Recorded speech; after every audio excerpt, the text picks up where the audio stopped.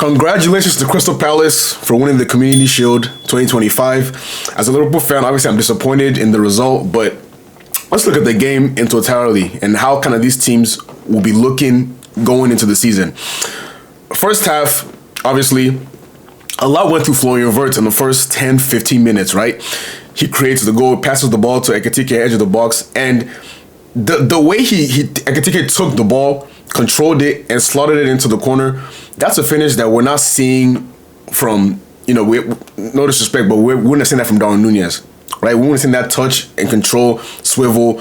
And Ekitike's touches throughout the game, the little flick when he flicked it to Florian Wirtz on the halfway line and he placed Salah in, his little interchanging, his link-up play, his ability to find his teammates is incredible.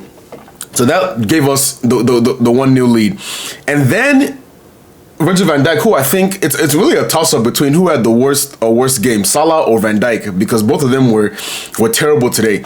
But Van Dijk, just an uncharacteristic challenge on Ismail Assar. It's not something you see Van Dijk do a lot, right? But obviously it's a foul, it's a clear foul, clear penalty, and Jean-Philippe Mateta tucks it away, and his penalties today were incredible. Tucks it away, and then Liverpool kind of ramped it back up. Jeremy Frimpong inadvertently, we know he didn't shoot that. That wasn't a shot. Chips it, floats over Dean Henderson, and boom, Liverpool are back up 2-1. And from that's the 21st minute, for like 60 minutes or so, the game was kind of a lull. It was a half chances here, half chances there. Nothing substantial. It didn't seem like any team was creating quality chances. And that's what you get with Crystal Palace, right? You're not going to create too many quality chances against an Oliver Glasner team. You're just not. They're too well structured. They're too well drilled to where you're just not going to get clear-cut chances. They have talented defenders. Munoz, I particularly like him. Obviously, Gehi, who we're trying to sign.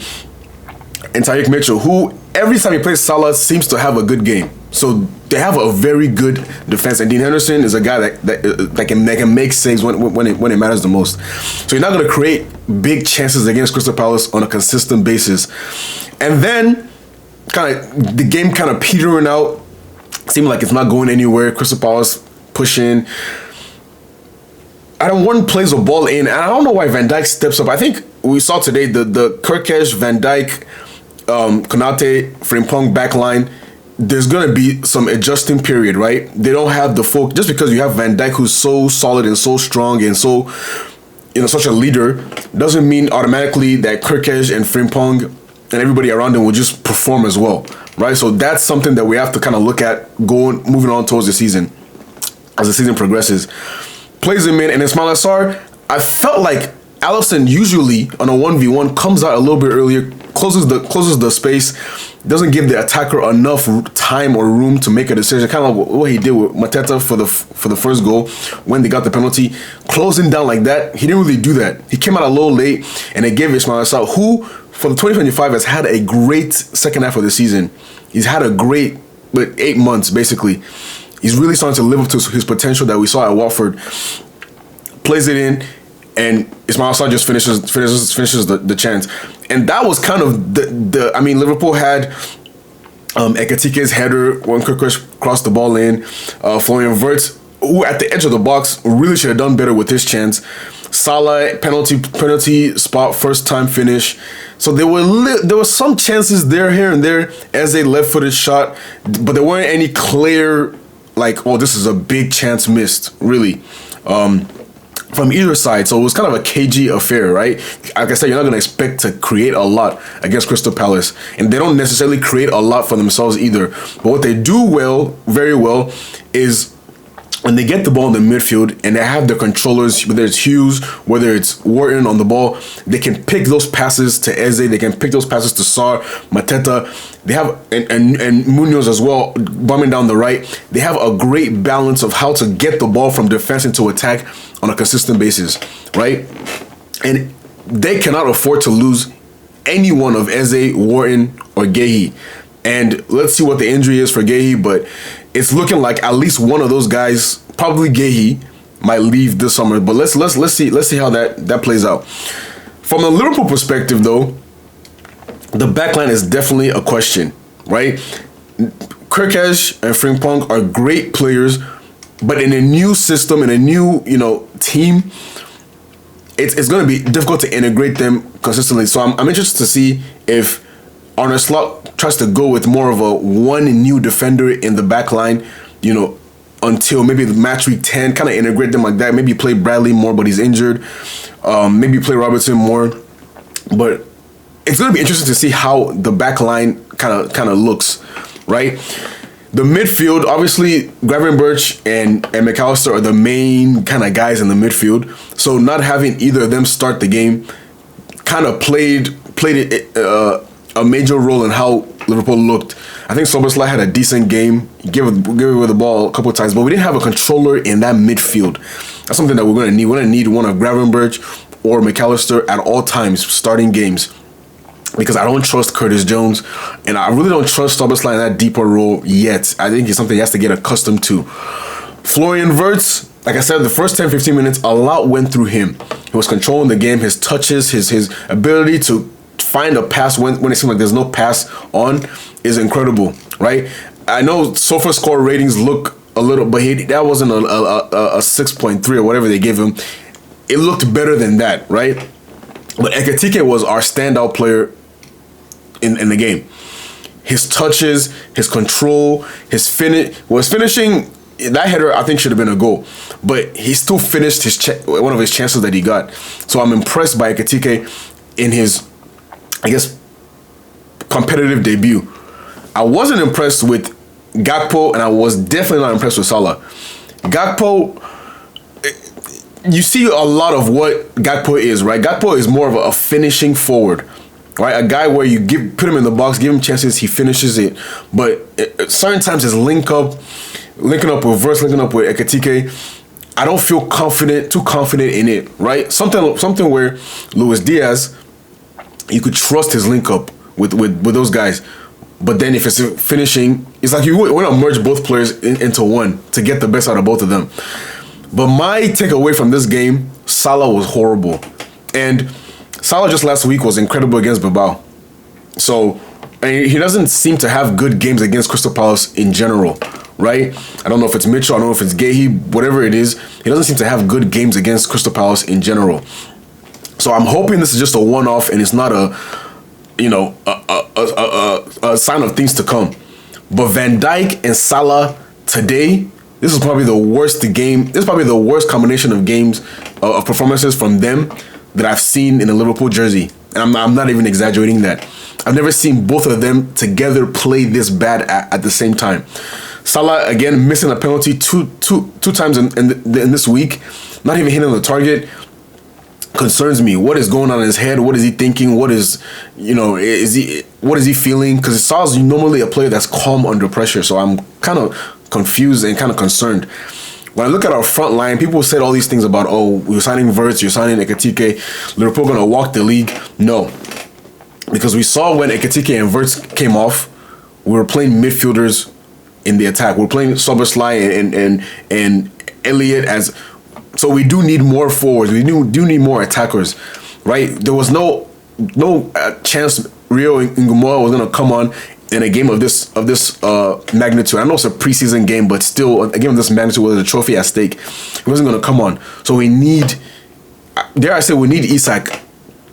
We need another attacker, right? Because we're kind of thin. Like we've lost Diaz, we've lost Nunez.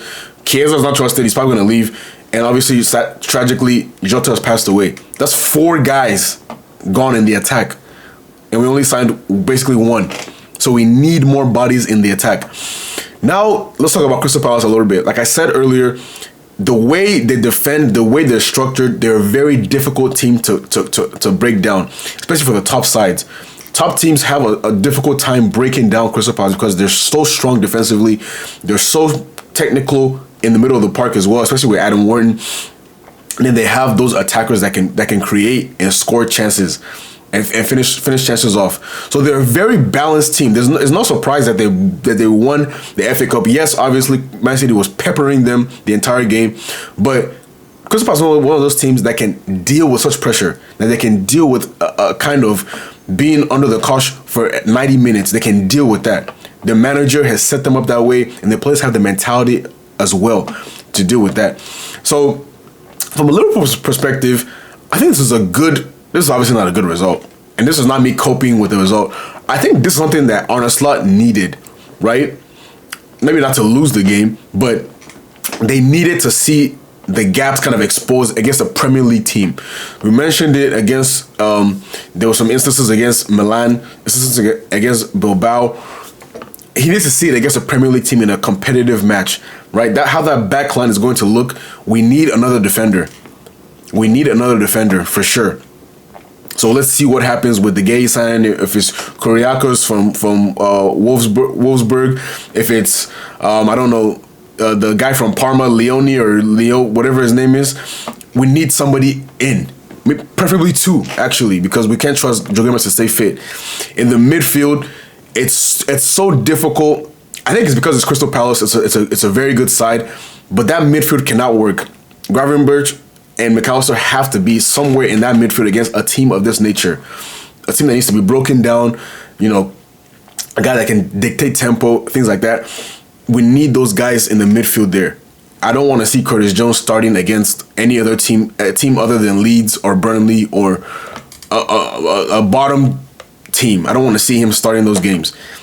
Gravenberch, Szoboszlai, in games we have to break teams down, I really don't want to see him starting either, because I don't know. I guess I don't trust it yet, but we'll see. We'll see how he progresses over the season. He was picking out great passes today, but that's from a deeper role. What can he do kind of closer to the goal when he has to, when you're up against a low block and you have to create chances? I do like that Florian Wirtz saw a lot more of the ball this game. Right, they were giving him the ball in tight spaces. They were giving him the ball deeper. He didn't have to. There was a clip going around of Liverpool trying to build out, Gravenberch trying to find Wirtz in the space. Eventually, they got the ball to him after like 30 seconds, and that was the chance that Frimpong messed up the cross, and he had two players in the back post. But Wirtz getting the ball early in attacks is so important for us because he creates so much. Right, just the chance he created for Ekitike on his left foot that he skied. Just a low-driven, left-footed cross from you don't see that from a lot of creative midfielders. On your weak foot, being able to just ping a pass into a dangerous area like that, that's what he brings to the team. And he was just creating the chance for Frimpong where he just loops the ball, edge of the box. Those are the kind of things that he creates. So he needs to be on the ball more. I don't like how Salah was starved of the ball basically the whole first half. It seemed like there was no getting him the ball the whole first half. And we're going to have to find a solution on that right-hand side, because he's usually getting Salah the ball, getting him in positions. Now with Frimpong is more of a player that uses his speed. He uses his physicality to get him behind. He's not going to be able to supply those passes to Salah. Right? Let's see what can Gravenberch do that. We're going to have to rely a lot more on Wirtz to get Salah the ball. Right? Because we don't have Trent to do that anymore. We've had that for 7-8 years. We're not going to have that anymore. The penalty shootout, it's a penalty shootout. Liverpool's penalties were terrible. Outside of Szoboszlai, who's a great penalty taker, terrible. Like I said, Salah skying it. Harvey Elliott, it was so telegraphed and it was so pathetic the way he struck the ball. And Harvey Elliott, again, this is why we're thinking about selling him, right? Because he doesn't make enough of an impact on the game. His physicality is not there, so he has to rely so much on his technique, and it's just too far in between of his performances. I know he performed at the Euros, the 21 Euros, extremely well, but this is a different level, and I'm not sure that he's cut out for a championship level team. Obviously, a team, maybe Brighton, Newcastle, teams that are around the Europa League, Champions League, kind of fighting for Champions League, yes, but not in this case. Gakpo as well, poor. So it's just, and Dean Henderson, to his credit, was great in the penalty shootout. He made some good saves. He read, where the Liverpool players were going. Credit to him. Alisson also made a save on Eze. And Eze and Sa, I mean, Sal's penalty was good, but what are these run-ups? These stuttering, jittery run-ups. Just strike the ball, man. Just smash it. Like, I don't know what players are doing nowadays, trying to make it too cute, and I guess maybe it's the Neymar influence. But credit to Crystal Palace. They played a great game. Again, like in the FA Cup, they know how to step up in these big moments against these big teams. They know how to perform admirably. Over the course of the season, let's see what happens with them. I'm curious to see what happens if they lose any one of those three players. I don't think Wharton is leaving. I haven't heard any rumors, but Eze to Arsenal, Gay to Liverpool, what could happen with those two? If they keep those two, if they keep their core players, this is a team that can challenge for Europa League places, Conference League places, right? They have the talent to do it. It's just a matter of, on a consistent basis, can they do it? They drop points against some of the weaker teams. They perform well against the better teams, but can they get a more consistent kind of pattern of play? And I think they can. What kind of helps them is Bournemouth losing some of their key players. That's going to bring them down the table. Brentford obviously losing some key players. That's going to hurt them. Newcastle, they lose Isak. That's going to hurt them. Brighton, if they lose Baleba, they've already lost Pedro. Maybe that hurts them. So by virtue of other teams around them losing key players, Crystal Palace might just jump up a little bit and challenge for Conference League or Europa League places. And I think they have the quality to do it. Hopefully, let's see what happens with the court case tomorrow. If they're going to be in the Europa League, if they're going to be Conference League, but whatever happens, I think they can strongly contest that Conference League and maybe even win it. And it would be nice to see another Premier League team win that trophy. For Liverpool, I still think, over the course of the season, they'll figure things out. They'll get more cohesive as things go on. I mean, having 4 starters in the starting lineup, it's going to take time to adjust to things, right? And I think preseason matters, yes, but you need competitive reps with these guys to see how kind of they operate against Premier League proven teams. But I still think Liverpool will challenge. I still think they'll finish top 2, comfortably finish top 2. Hopefully I'm right and they finish first. But we're going to have to sort out that defense. We're going to have to sort out that midfield and make sure that we have the key players that we need in that midfield playing at all times. And kind of bolster up our attack because it's looking a little bit thin. So let me know what you guys think about the Community Shield. Let me know what you guys think about both teams, kind of what players you see both for both teams playing major roles in this season. How you see both teams finishing? Do you see Crystal Palace in Europe? Do you see Liverpool winning the league or falling short? What are your thoughts on that?